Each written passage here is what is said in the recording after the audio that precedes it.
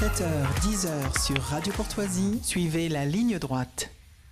Gabriel Cluzel, tu casses, tu répares, tu salis, tu nettoies, tu défies l'autorité, on t'apprend à la respecter. Alors je ne vous tutoie pas, Gabriel Cluzel, tout le monde semble avoir oublié la sortie bravache de Gabriel Attal lors de sa déclaration de politique générale fin janvier, parce que de la casse, il y en a. Oui, voilà, vous l'avez cité, hein, donc il s'adressait aux jeunes, aux enfants, dans un sursaut d'autorité. Eh bien, dimanche soir, une fois de plus, à Paris et dans la grande métropole, de grandes artères ont été souillées, dévastées, les vitrines ont été brisées, des cocktails Molotov lancés en direction de policiers, comme à Nantes où l'un d'entre eux a été gravement Ouais. blessé et aurait pu s'enflammer, les murs ont été tagués. Alors, c'est Ariel Veil, vous savez, qui est un maire socialiste de Paris-Centre, avec vidéo à l'appui, a voulu remercier le service public parisien qui a œuvré tard dans la nuit pour la tenue des élections et qui était déjà à l'œuvre ce lundi matin pour nettoyer la place de la République. Alors, il a mis une petite vidéo, on voyait un pauvre homme en tenue d'agent de propreté qui s'activait pour essayer d'enlever fasciste. Il avait déjà enlevé le F.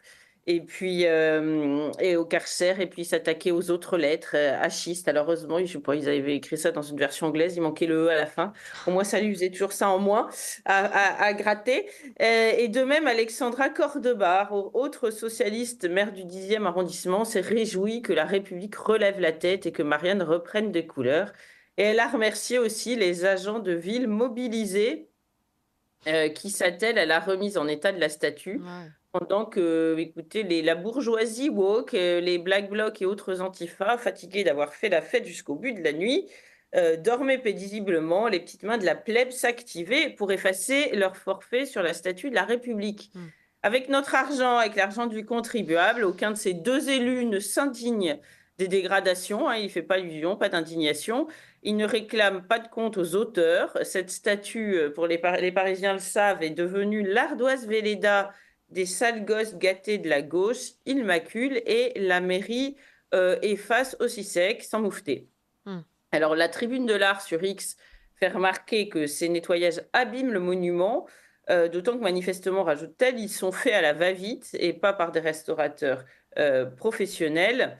Et il faut les protéger des vandales, dit-elle, et condamner pénalement ces derniers comment dire, de façon très ferme, parce que c'est prévu par le code pénal. Ouais. Mais évidemment, penses-tu, il y a un militant d'extrême gauche qui se présente comme professeur d'histoire géo au lycée, qui lui répond avec grandiloquence que ce monument appartient à ceux et celles qui donnent du sens, il n'a pas à être figé pour l'éternité.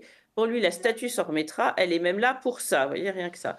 Autant dire que pour le tu casses, tu répares, tu salis, tu nettoies, que vous avez évoqué au début, imaginé par Gabriel Attal, eh bien, on repassera. Ouais, cet épisode est très emblématique de ce qui est arrivé à la France dimanche. Exactement, parce que cette Marianne, c'est la France et Emmanuel Macron l'a cassée et salie. Et il ne faudra pas compter sur Gabriel Attal, auteur de ce célèbre axiome sentencieux que vous avez rappelé, pour Mm. réparer et nettoyer le paysage politique, car il est complice. L'artisan du Front républicain, c'est lui. À quoi bon camper les matamores de la Baïa pour sceller ensuite une alliance impie avec Islamo-Gauchisme Land? Et d'ailleurs, le député NFP-LFI de Paris, Rodrigo Arenes, a expliqué très vite ce lundi sur BFM qu'il voulait abroger la circulaire interdisant le port de l'abaya à l'école. Ça s'appelle ne pas perdre de temps, mais au vu de la sociologie des résultats et de la géographie des résultats, on comprend que la France insoumise ait envie de donner des gages. Et en réalité, Gabriel Attal et Emmanuel Macron sont des black blocs à boutons de manchette, des atifas de salon lambrissés, prêt à tout pour contrer le Rassemblement national, même à briser la France en trois morceaux, Mm. que nul ne peut plus recoller. Comme les Black Blocs, ils sont les supplétifs de LFI.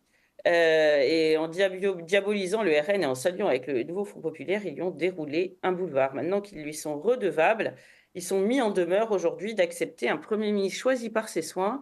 Et il faut bien à un moment passer à la caisse, soyons honnêtes. Gérald Darmanin fait sa vierge effarouchée, détourne la tête, prétend ne rien avoir à faire avec ces gens-là et les condamne fortement. Vous savez, vous avez lu la nouvelle boule de suie de Maupassant. Eh ben, écoutez, j'en croirais une bourgeoise de la diligence, vous savez. Euh, il ne faisait pas tant sa mijaurée, Gérald Darmanin, lorsqu'il s'agissait d'accueillir les voix du NPF pour se faire réélire. Et on se souvient que Leslie Mortreux s'est désistée pour lui. Mais maintenant qu'il a sauvé sa peau, il entend leur tourner de dos avec froideur, comme avec des fréquentations peu convenables.